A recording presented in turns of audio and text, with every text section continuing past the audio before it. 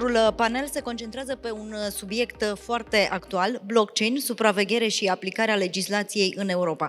Vom afla cum reglementările și tehnologia lucrează împreună pentru a asigura transparență și siguranță în domeniul activelor digitale. O invit alături de mine, în fața dumneavoastră, pe doamna Cristina Carata, care va fi moderatorul acestui panel. Însă este doctorand la Imperial College London. Bine ați venit!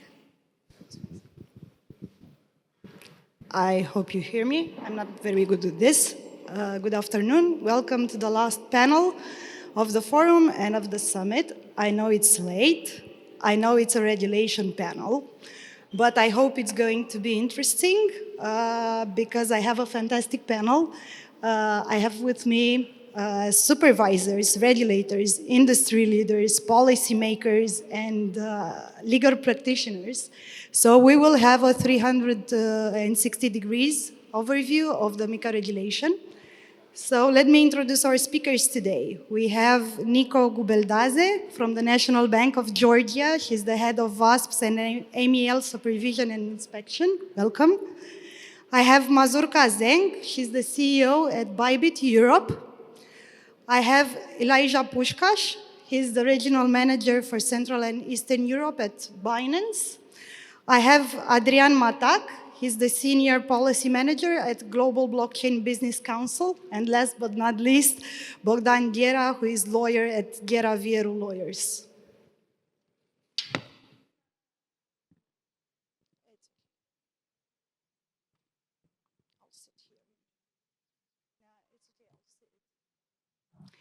Okay, so because we're very, very late, I will start directly with the questions.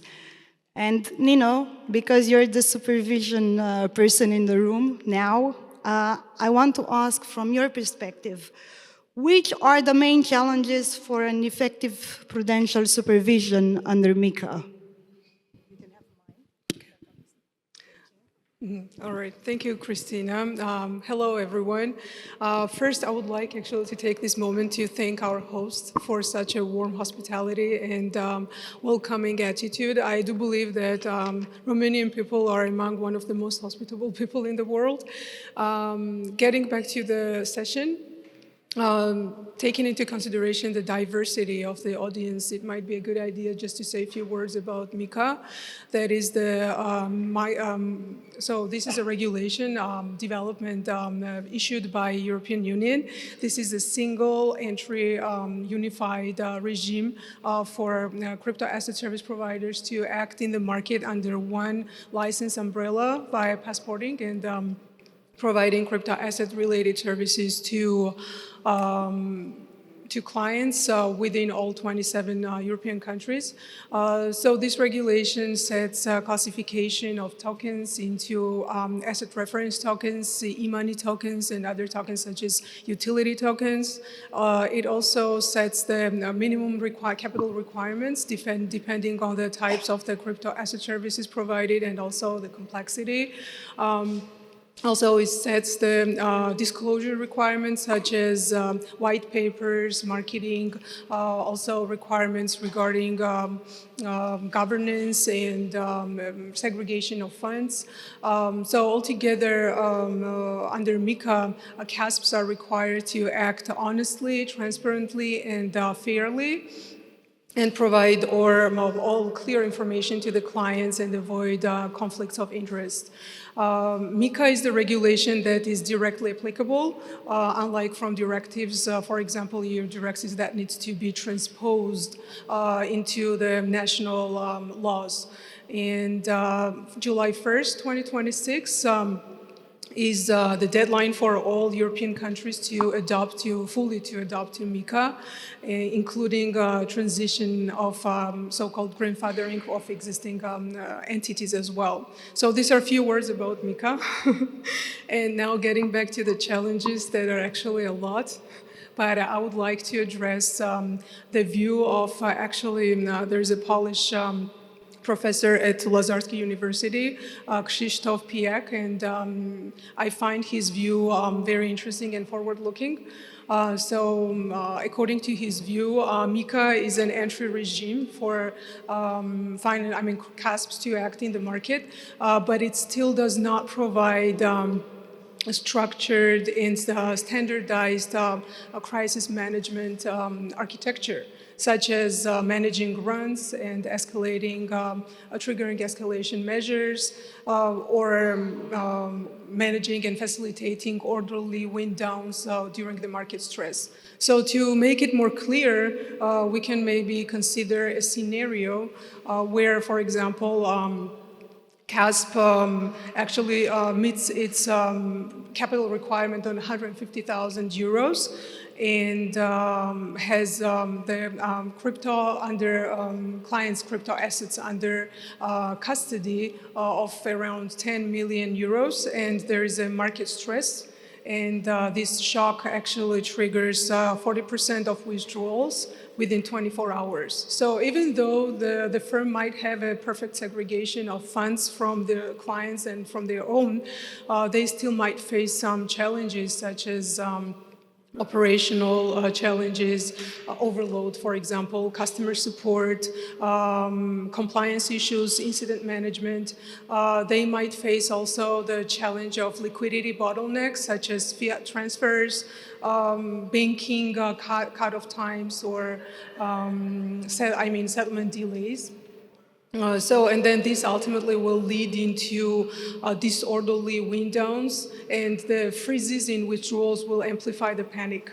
So, and then even though this has not been actually caused by the misuse of funds, so this still might happen. Take into consideration these kind of risks.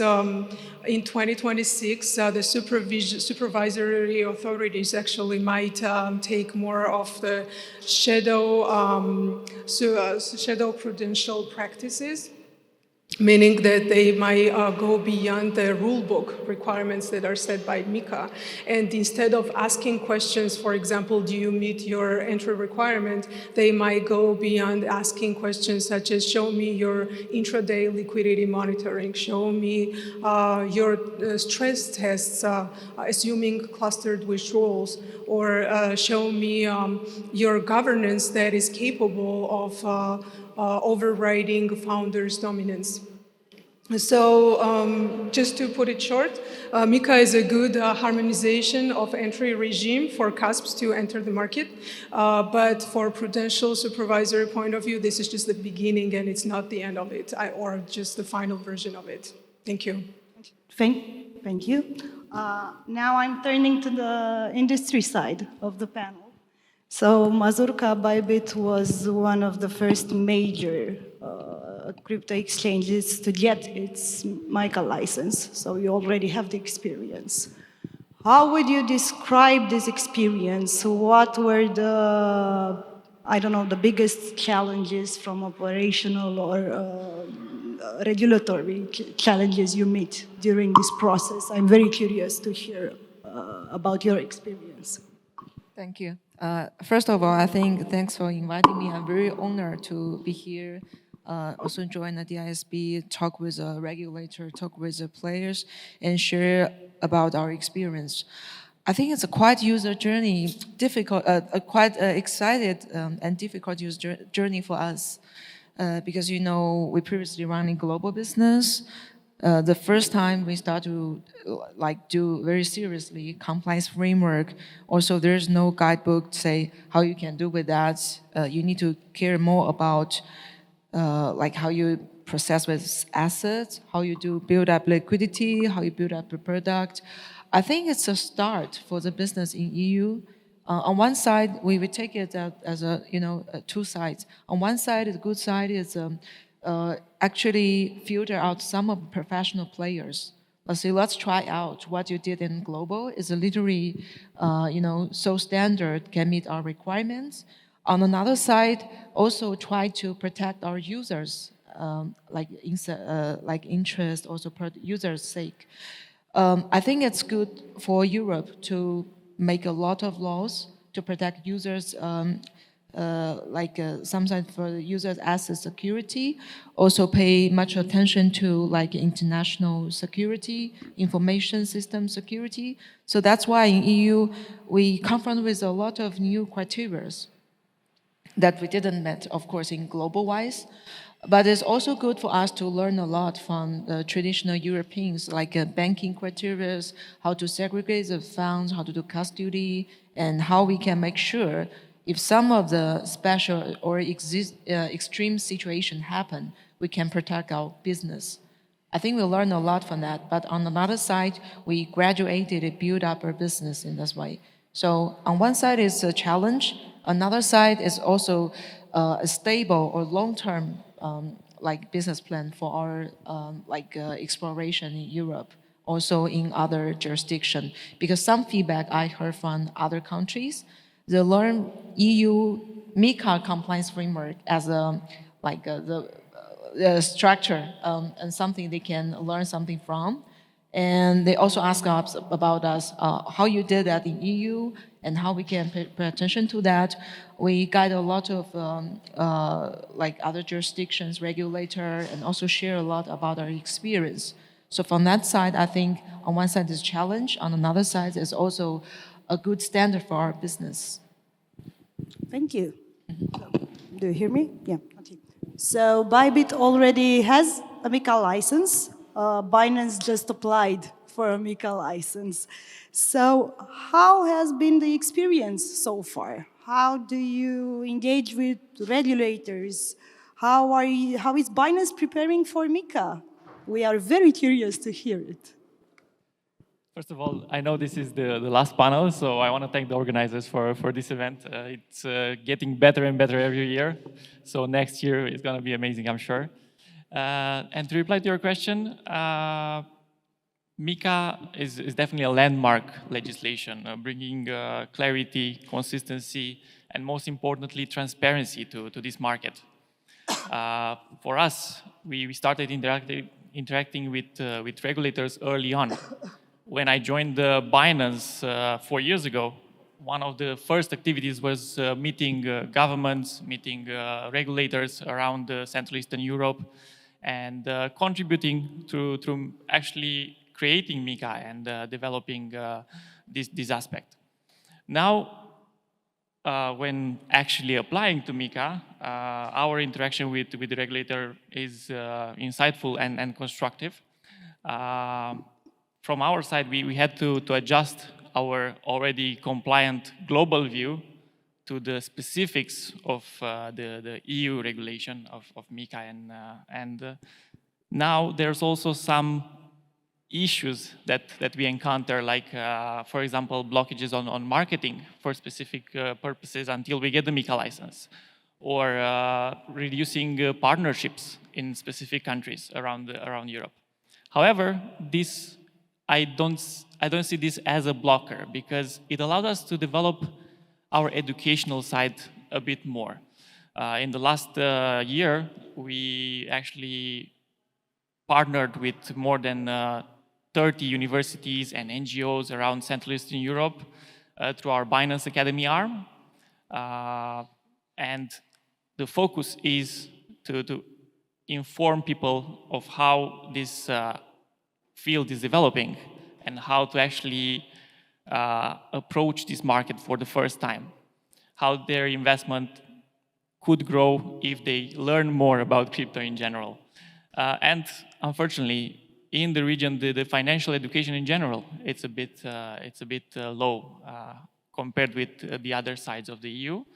And I think this collaboration with the regulators and institutions like universities helps us grow this industry overall and build more trust on the long term with the regulation and education hand in hand. Thank you. It's great to see that you're bringing universities at the table. Finally, someone thinks about it. I'm very eager to learn more about it.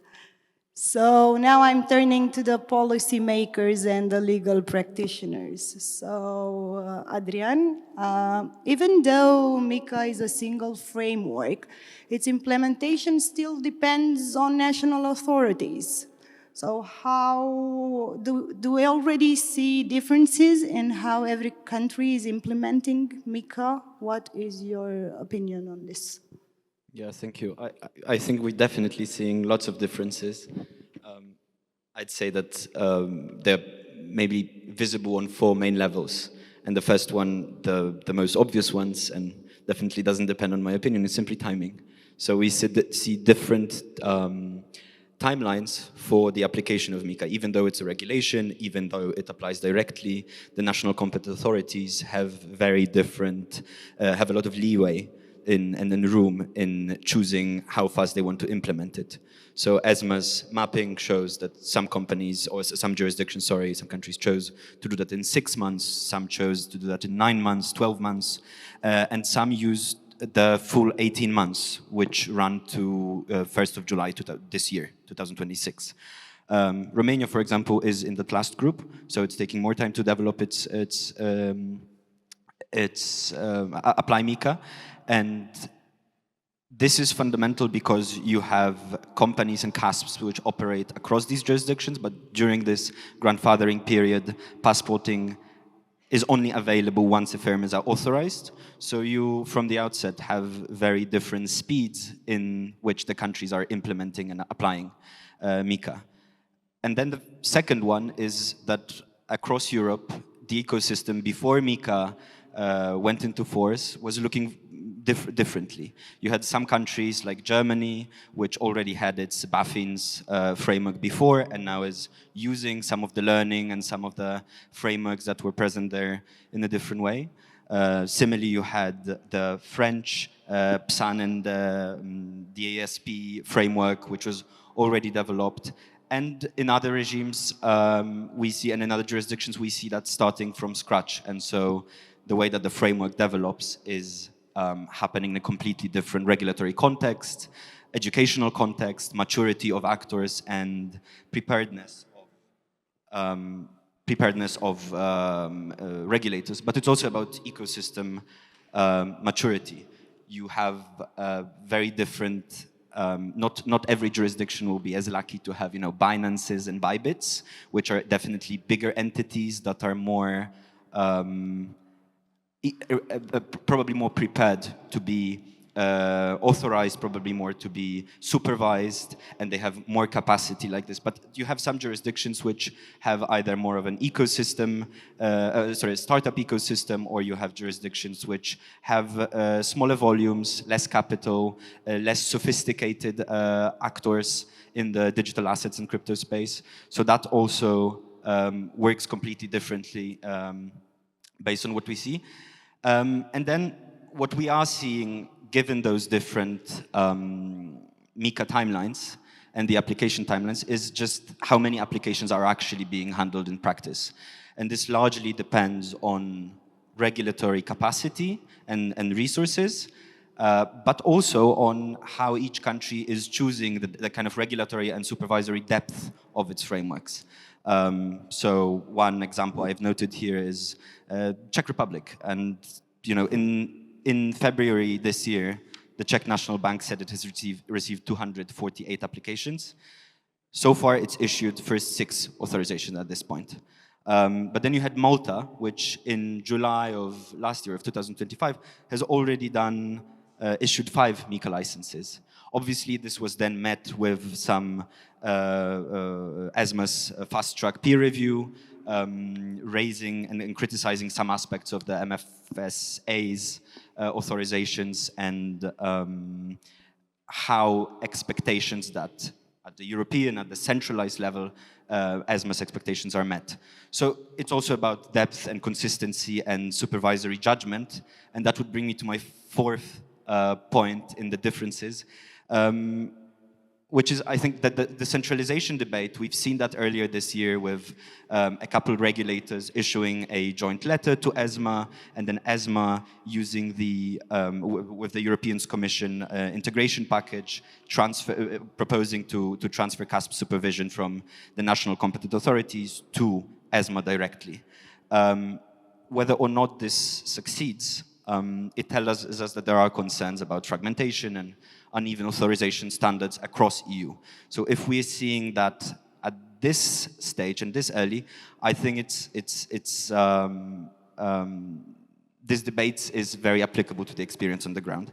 And whether one agrees with this stance or not, it shows that the trust question between Brussels and the national competent authorities inside this single market is already under pressure. So we'll see how that evolves, but this, I think, is also very representative, this political question of how different jurisdictions are applying MiCA and supervising their ecosystems.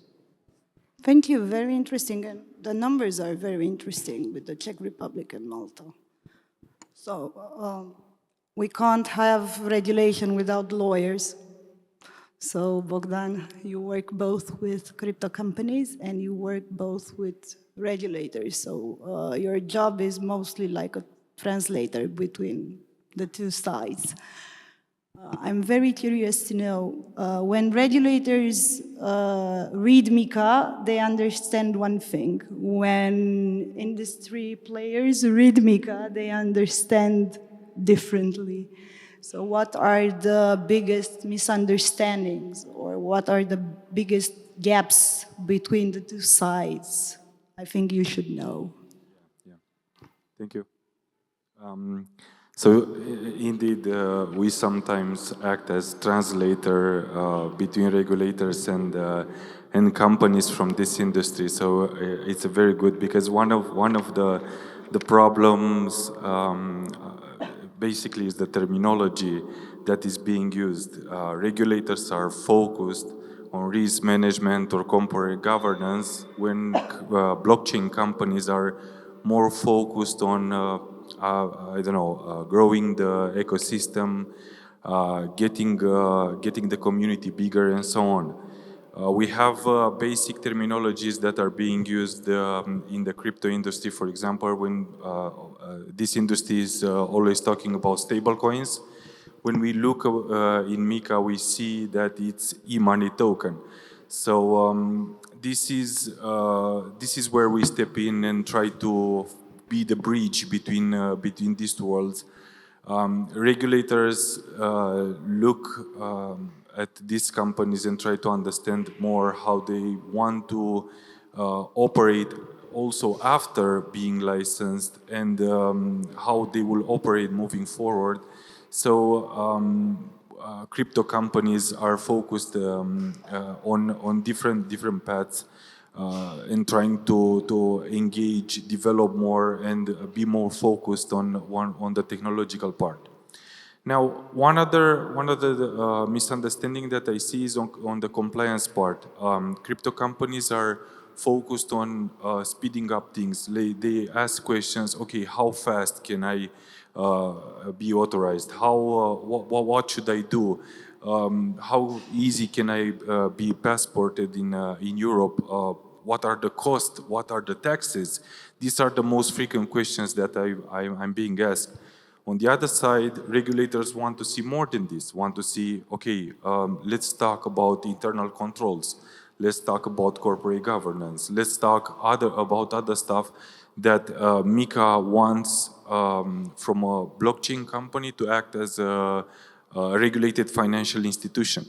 So in this case, I see it as problems that we need to solve, and basically trying to teach more on the blockchain projects.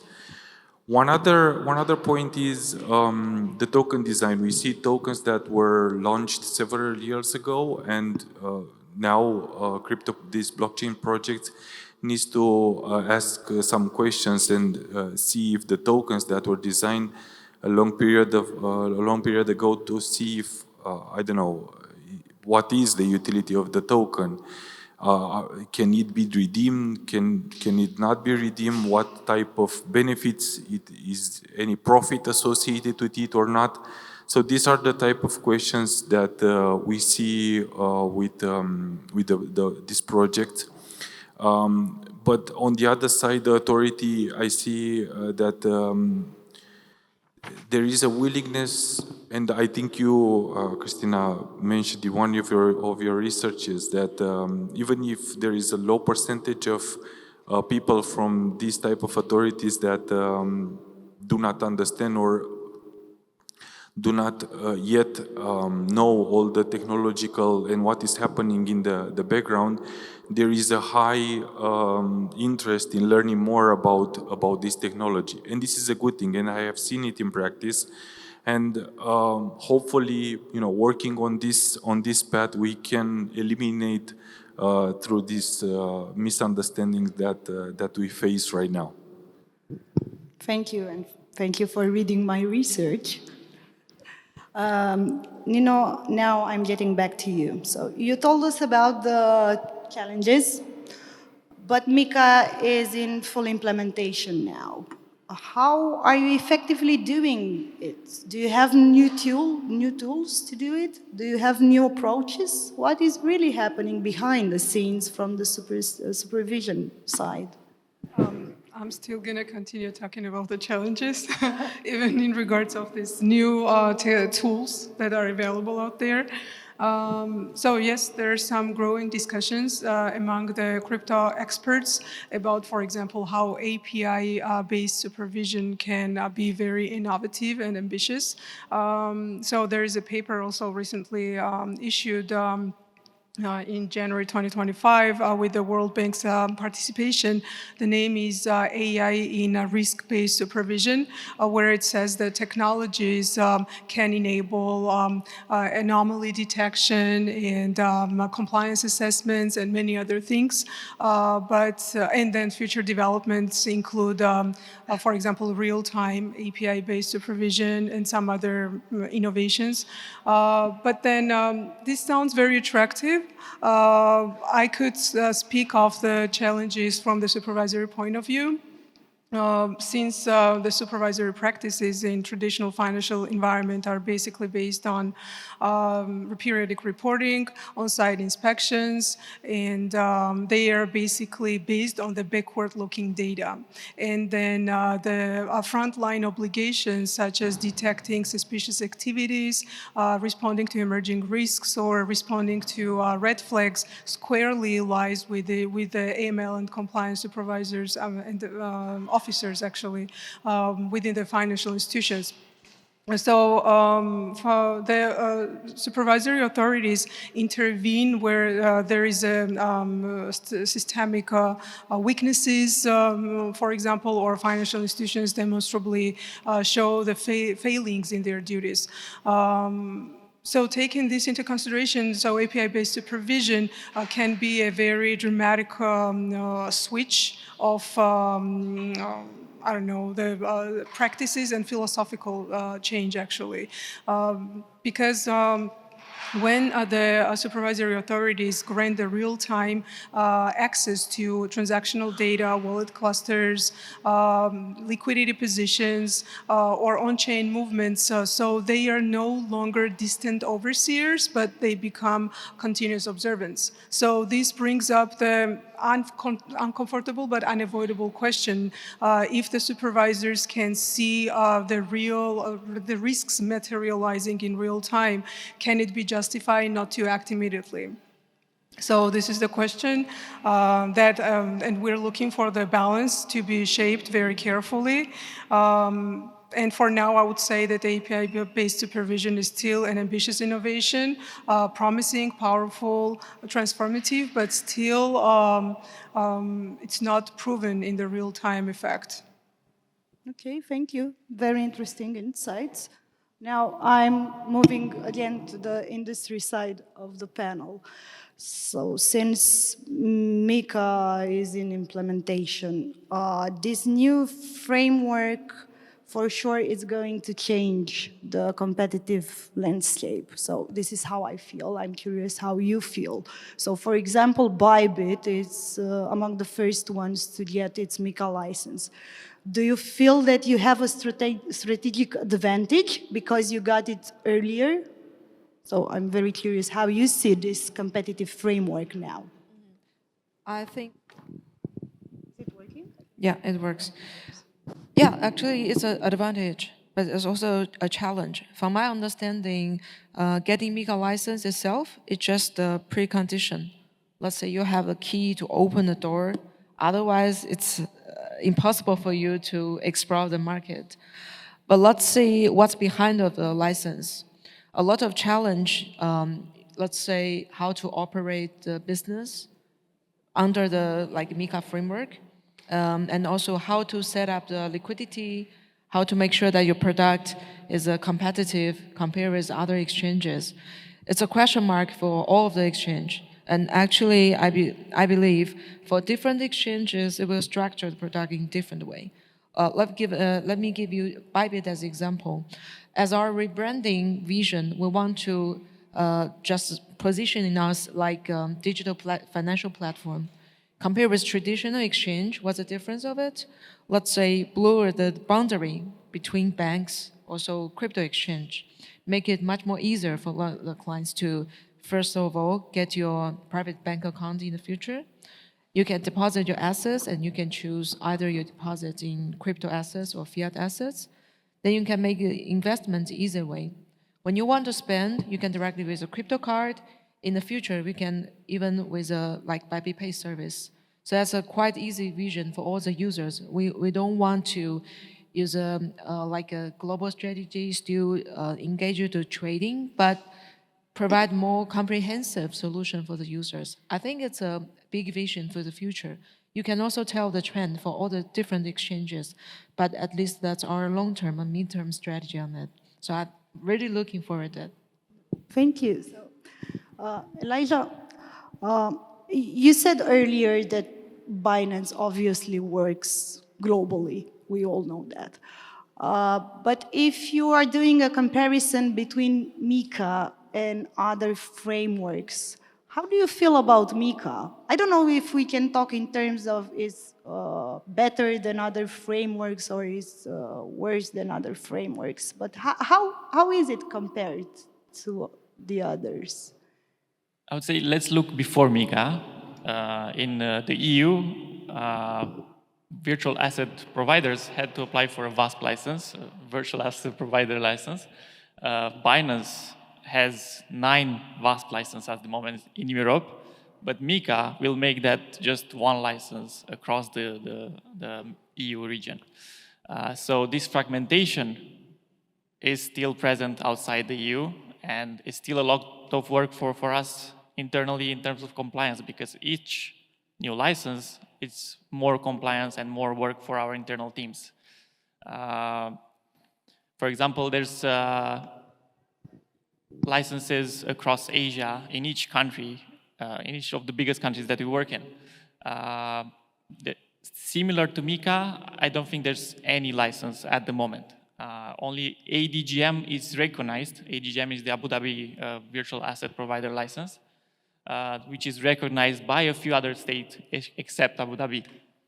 But still, MiCA is the only one that is actually imposed and a rule for each country in the EU.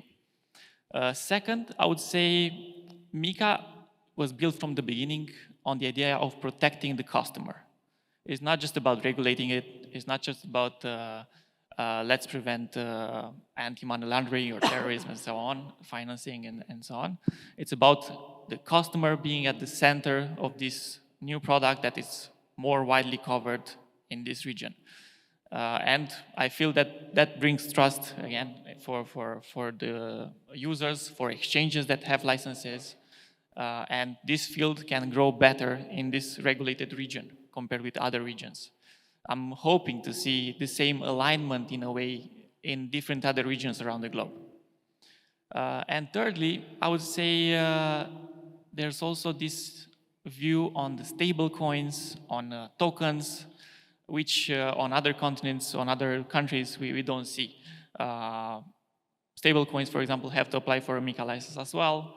And we see big stablecoin projects actually not being able to be used in the EU because they don't have a license as well.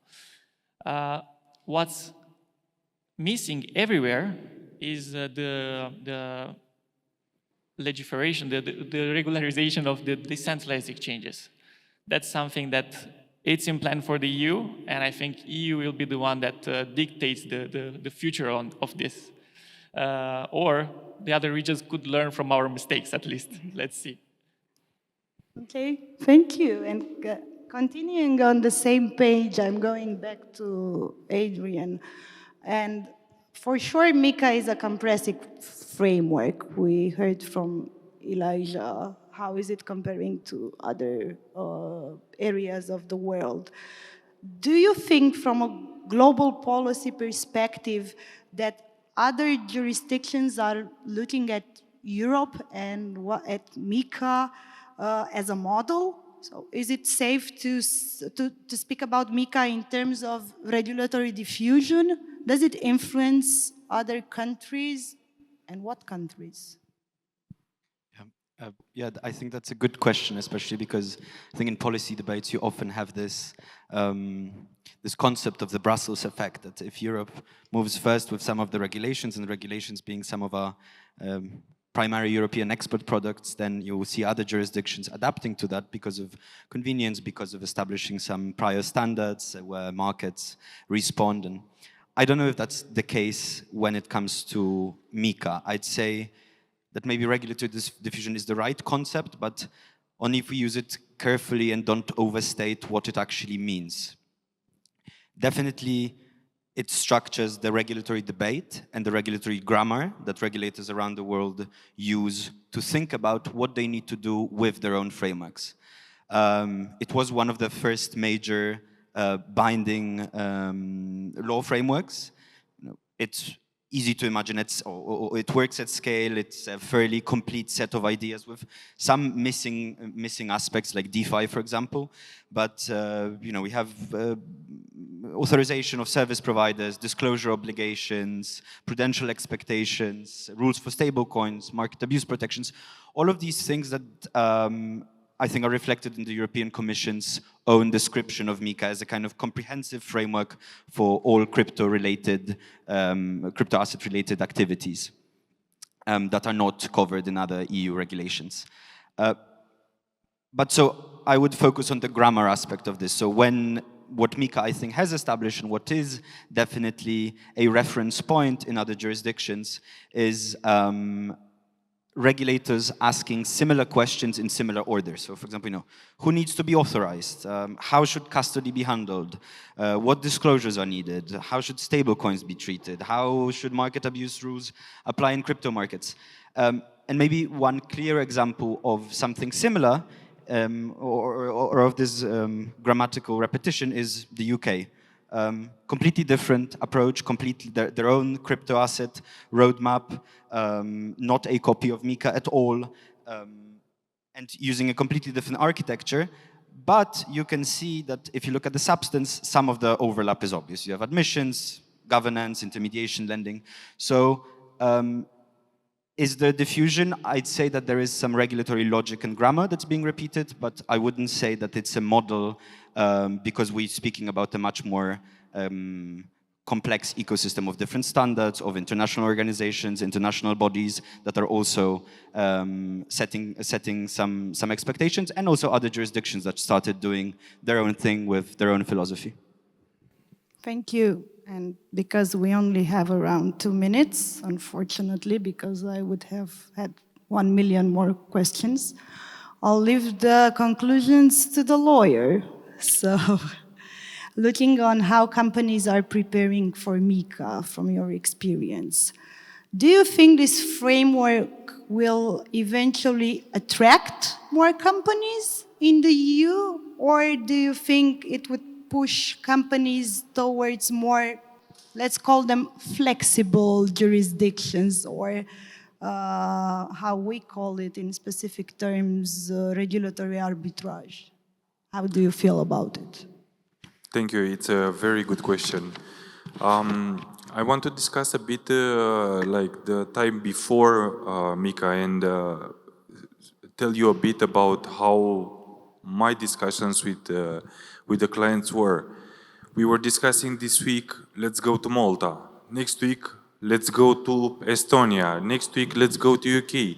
And it was a chaotic environment where we didn't know exactly where to advise a blockchain project to go, to get a license, where is better, where is not better, and so on. Now with MiCA, we have this, possibility of getting a license, passporting it in the entire Europe, and it's very good. It gives all these projects stability. It gives me stability as an advisor for them, and predictability about what should they do moving forward. And one good example is also with the list of the most recent list of stable coins that got licensed in Europe, and we see how these companies basically are bragging on the internet that they have a license now. It's a standard, It's like we have the highest type of authorization license, and we are there. They market themselves as being licensed, authorized companies in this sense. Now, there is this thing where we hear it like MiCA will kill innovation.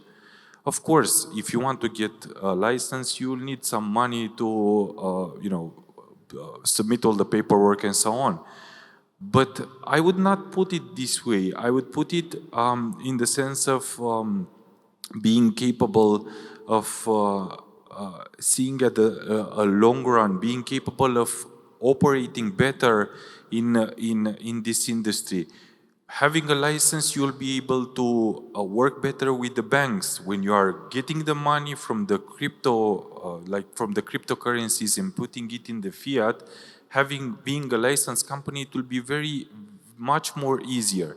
Working with payment institutions, working with institutional investors as well, they will be more attracted to invest in you as a blockchain project, being authorized and being licensed. Now, I know I will try to keep it short. As a conclusion, obviously there will be some company that will seek more flexible jurisdictions, and it's okay. But just to be sure that those companies that are seeking to stay in Europe and be authorized and get a license will think as more comfortable, more controlled, more trusted, even for a consumer protection perspective.